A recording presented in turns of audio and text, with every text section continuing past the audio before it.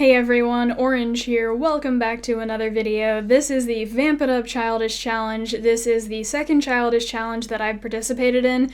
The first one was the last one, the B10 Triple Crown Challenge, and I'm pretty sure I came in last place. Someone's gotta hold down the bottom of the list, may as well be me. The challenge this time around is to do the Fire Beast and the Ice Beast with no healers. The rules kind of involve some more things, so if you want to check out the official list of rules, I'm gonna link you guys Childish's video here.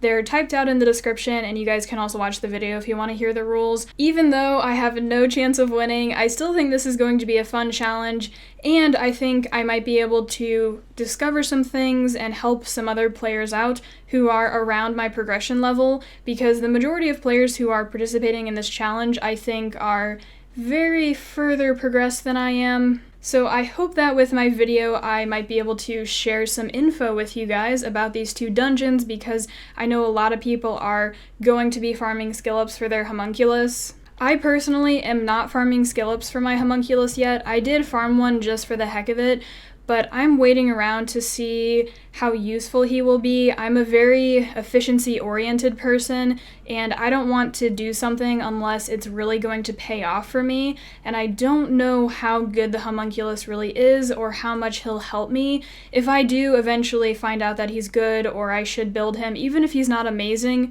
but if he will pay off and work really well for me, then I might farm skill ups, but that's just kind of what I'm doing now. So I haven't really been in these dungeons too much. I am a huge fan of trial and error testing, so what I'm going to do is I'm just going to test out a bunch of teams. I'm going to use my noggin a little bit to think of some ideas and substitute monsters in, but I think testing is a really good idea. That's how I managed to complete TOA hard. I used this method a lot in TOA normal and TOA hard, thinking, substituting, testing, and coming up with the best team. I am probably going to have to run these multiple times before I get a good score. This score that you see here, I actually got with the team that I'm going to try right now. This is my Fire Beast run. Originally, I was testing Lisa instead of Shihua because I figure Lisa's group hunt, she would be bringing monsters with her to do more damage, and she would also be reducing their cooldowns, which is really big on this. AoE damage dealers are really big because the main mechanic in this beast is the crystal spike things that show up, all those spike things. You need to kill those because I think they do more damage to the beast to give you a higher score, and if you don't kill them, they fly at you and do a lot of damage. So I was hoping that she would help reduce my Soha and Sig's cooldowns, especially because my Sig is not skilled up, because I need those two monsters to be killing those crystal things.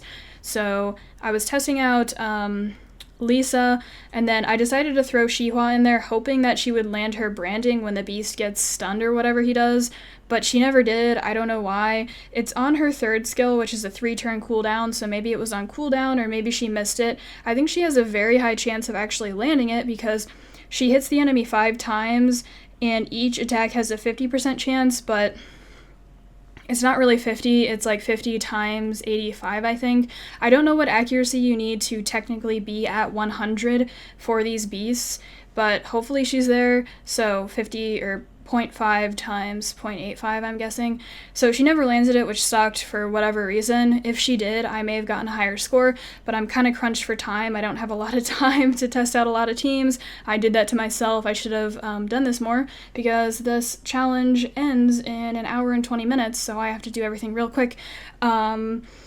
So this was just the run, and that was pretty much it. I think I went over everything that's important for the Fire Beast.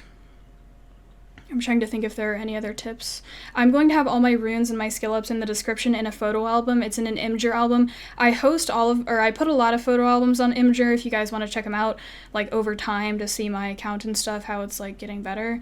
So you can check that out. So here is the last hit there. Soha did really well getting that last kill thing on the crystal spike things, and then she kills the beast. So that is my Fire Beast submission, and we will check out the Ice Beast in a second.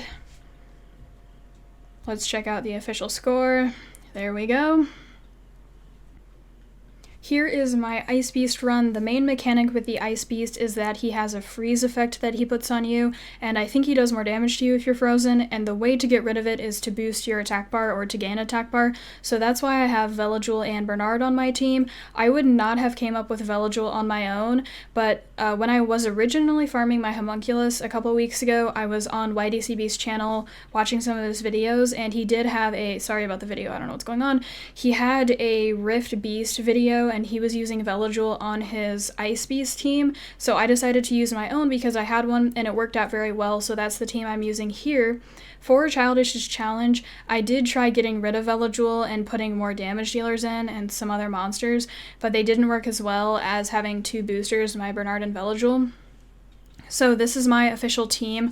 I also tried out Shannon, so if you don't have Galleon and you do have the other monsters that I have, a really good option is Shannon instead of Galleon. I decided to test her out because I figure, what does Galleon bring? He brings an attack buff and defense breaks for the beast.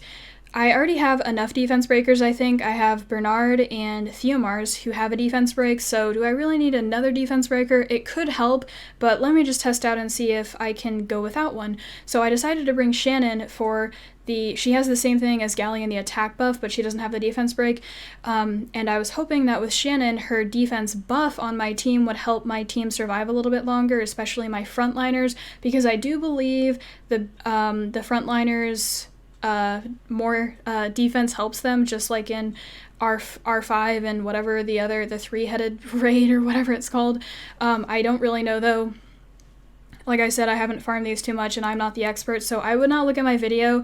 I would not look at me and be like, she knows exactly what she's doing, I'm going to do exactly what she's doing, because I don't. I'm not the expert. I haven't farmed these. I'm not going to farm skill-ups for my homunculus yet, but these teams have worked well for me and I'm getting decent scores, but that's pretty much rune quality, and it relies on my monsters. I have good monsters for these dungeons, mainly my Veligil and my Soha for these two.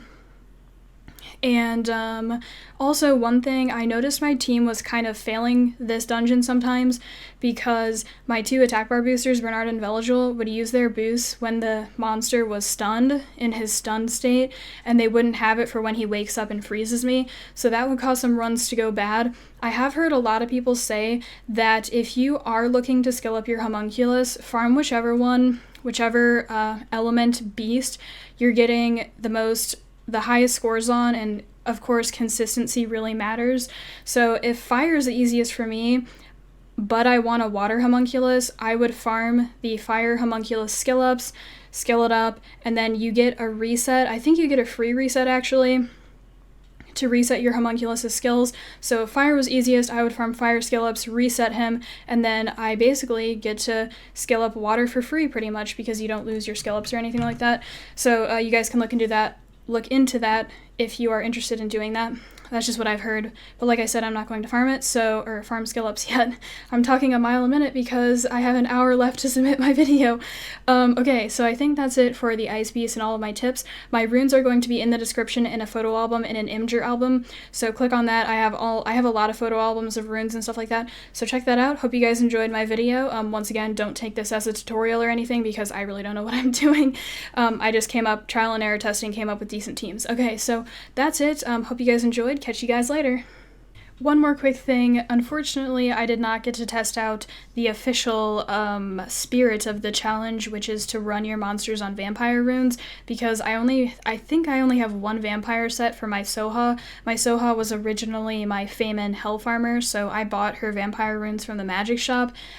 Since then, I have farmed Necro a little bit, but I really haven't farmed it, like seriously farmed it. I've maybe done 200 runs or so I didn't get to test out that portion, but I'm pretty satisfied with my runs. I think it's just a good example for people around my progression level, skill level, to see kind of what I'm doing and what options I have to use. So that's it for the video, officially. Hope you guys enjoyed. Catch you guys later.